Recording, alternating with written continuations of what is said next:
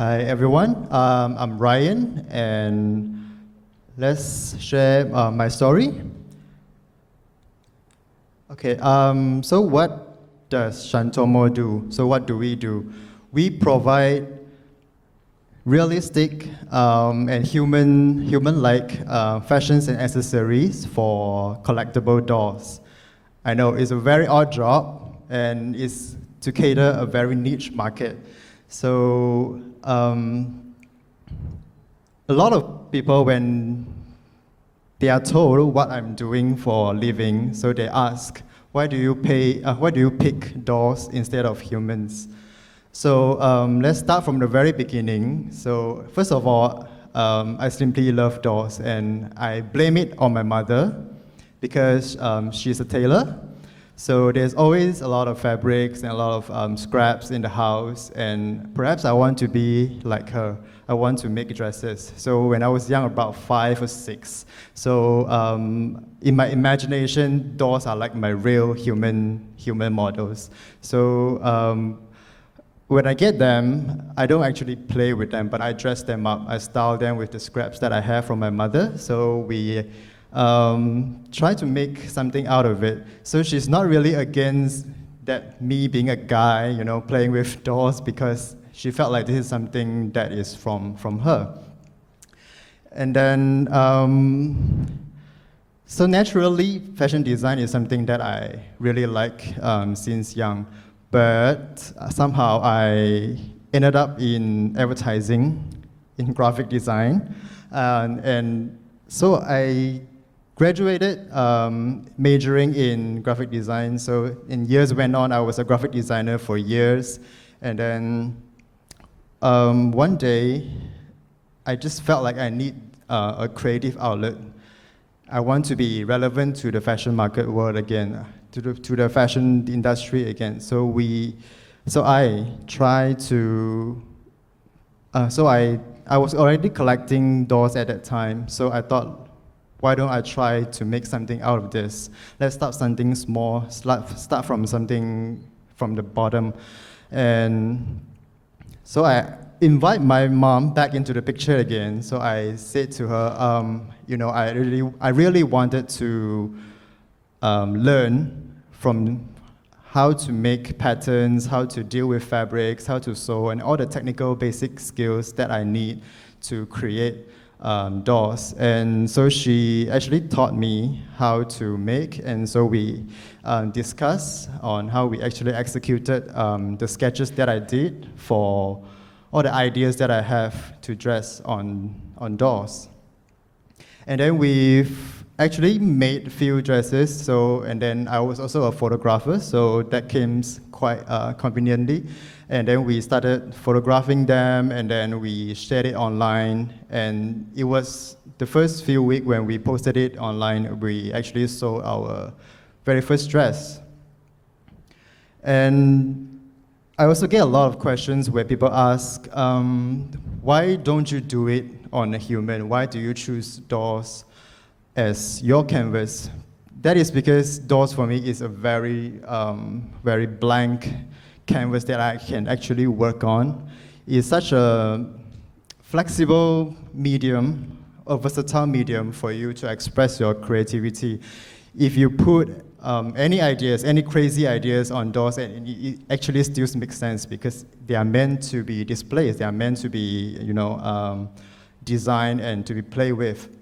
But if you are doing it on, on human, it might be a little bit harder for me because, first of all, I have no experience or knowledge in fashion at all. So there's nothing that I know about fashion. I'm not aware of what's happening in the fashion industry, and I'm not aware of what I can actually do to approach to the target market that is already out there with a lot of competitors, and I wouldn't be confident to do that when I can't even make, like maybe a pillowcase, something small. So everything has to be to start from something small, which literally is something small here, the dolls.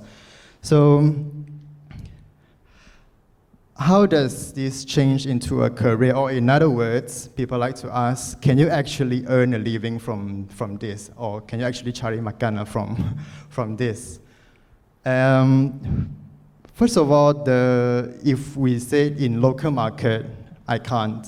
I can't actually sustain a living here in Malaysia. But the customers are mainly in the States or in Europe, because that's the majority of collectors are in that area.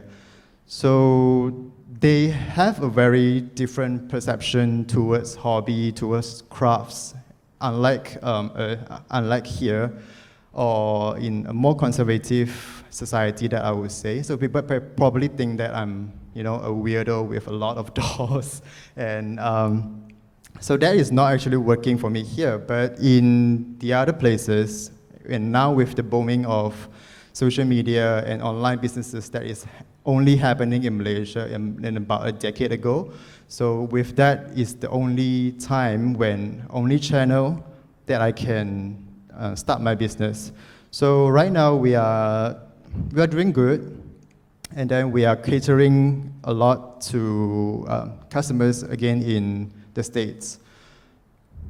And it was around the second or third year that I started to go full-time on this, where I started to hire tailors, started to hire sources or suppliers to help me with the orders. So we actually came up with more stuff, like shoes, like accessories, bags, and more designs than we can cater to different types of dolls. And that is when people were actually really skeptical about the change, because I was only doing part-time when I started this. So after a while, I went full-time, and I actually quit my daytime job as a graphic designer and fully invest my time and effort into this. And it actually did pay off after a few years. So overall, the changes is good, because there's a lot of customers who show their appreciation towards what we do in this business. So, and there's always a very big room for me to grow, because from not knowing anything in this industry to be able to manage our own business, and I have no knowledge in business degree as well. So to have everything to be done with me and from me and my mother, so that is actually a very unconventional change for me. And so with that, not to forget, there's a very strong bond that I created with my mom, because we have now like a mother and son business, and we have become such great business partners. So for me, that is a really great change that I actually enjoy a lot, and I can do what I'm passionate about, and is a great leap of change. So how, talking about change, the industry is also changing. The toy industry is changing, because when we see back in the days, toy industry is doing well, but then now we see a very much decline in the industry, because kids now, they are not really into toys anymore or collectibles anymore or something physical, because of the online channels, the smartphones, for example. So you see a decline in the industry, and there's also, but in the same time, there's also a rise in the adults coming back to toys, because of something that reminds them of their childhood. And it's getting rarer that all these physical toys are being produced, because of how struggling the industry is. But somehow the major companies are still doing changes to toys. For example, we are seeing Mattel, who just introduce a very controversial for me, I mean for everyone, and then I think some of you have already seen this before, is a gender-neutral dolls. So they are trying to beat stereotypes where, only certain genders should do certain things, only genders should play with certain things, and colors, even like color stereotypes where pink is for girls, like blue is for boys, and things like that. So it's a new change for the industry, and it certainly sparkled a lot of conversations about this. And we are also seeing a lot of new diversity and new representation of subcultures that is brought into this industry. So we are seeing more body forms, more hair variations and skin colors and all that.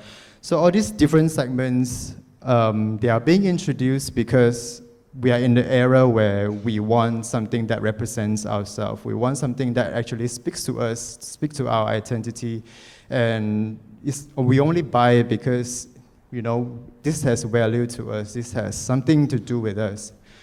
So the change is quite unconventional during this time. And actually, it's a very bold changes for them. So I'm not sure if this is something that everyone agrees or something that is going to work in the long run, but it certainly helps to bring back the industry with a lot of new trends and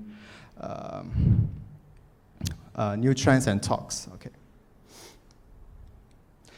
Okay, so times are changing, and then we see a lot of unconventional changes, a lot of unconventional jobs, job titles that you haven't heard before, or industry that is rarely a thing, but now they are becoming something that people talk about, something people that want to be involved in.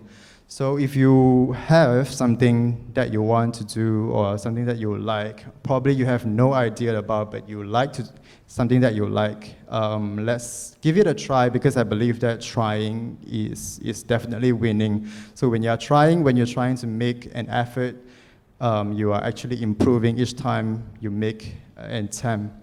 So always believe that you can do it. Always believe that you can start something, even though it's baby steps.